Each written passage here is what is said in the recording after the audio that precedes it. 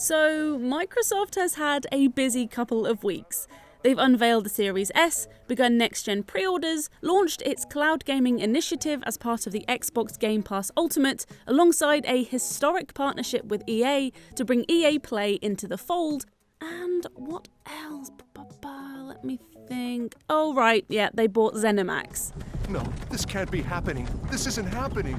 Microsoft's deal with Zenimax means they will own Bethesda, Arkane Studios, id Software and Tango Gameworks, to name but a few. That means they'll have the development studios responsible for Doom, Dishonored, the Elderscrolls, Fallout, The Evil Within, Wolfenstein, Quake, I could go on. All 8 of ZeniMax Media's development studios will live under the Xbox Game Studios umbrella, taking Microsoft's creative studio teams from 15 to 23.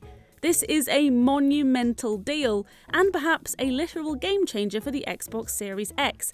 But what does it mean for us as gamers? Let's start with the basics. Does this mean all of the games we just listed are about to become Xbox exclusives?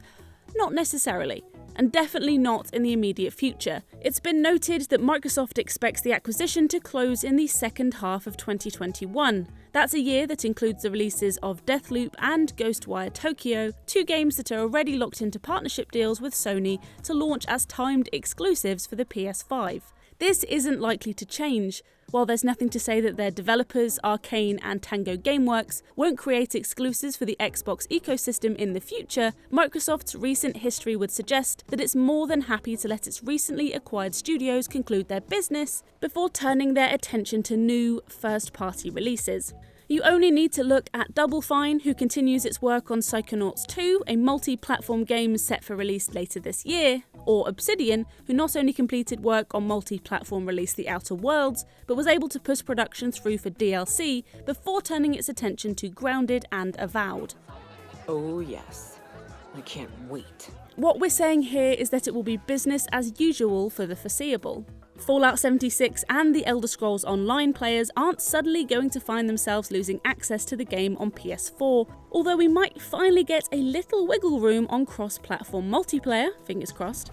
Good, let's get this over with. As for games in the early stages of development across the studios, well, it sounds like Bethesda is still going to be in full control of how its key franchises are published and distributed. So the big question, what will this mean for 2 of the most anticipated games of next gen, Starfield and Elder Scrolls 6? Whilst Microsoft would be well within its rights to make both of these games exclusive to Xbox, it sounds as if Bethesda is going to have even more freedom within Microsoft than Mojang does. Bethesda's VP and PR of marketing, Pete Hines, even said, "The key point is we're still Bethesda.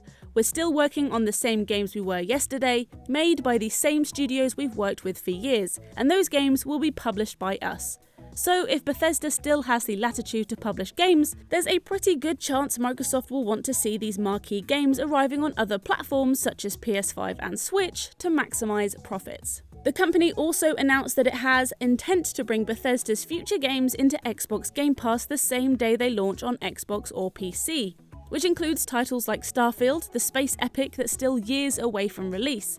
What this means for Deathloop and Ghostwire Tokyo when their 6-month windows of exclusivity expire, it's difficult to say, but it wouldn't be out of the realms of possibility to expect these games to immediately weave into Game Pass. And that's the real strength of the deal. It puts Microsoft in a position to allow all of these amazing games like the Elder Scrolls 6 and Starfield to release on PS5 and Xbox Series X simultaneously, positioning Xbox as the key way to play.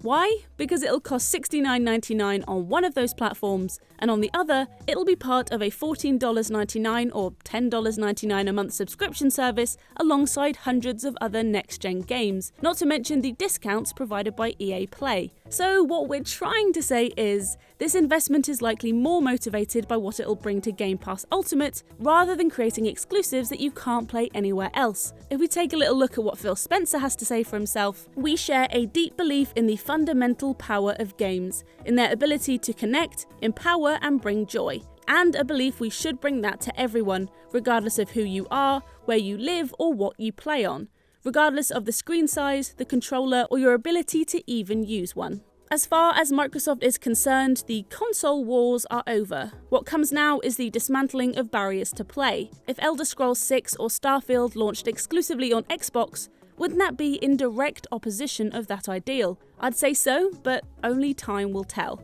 But what do you think? Has this news changed your mind when it comes to deciding which console you'll be picking up in November? Let us know in the comments, subscribe to Games Radar for more gaming news, reviews, guides and previews, and thanks for watching.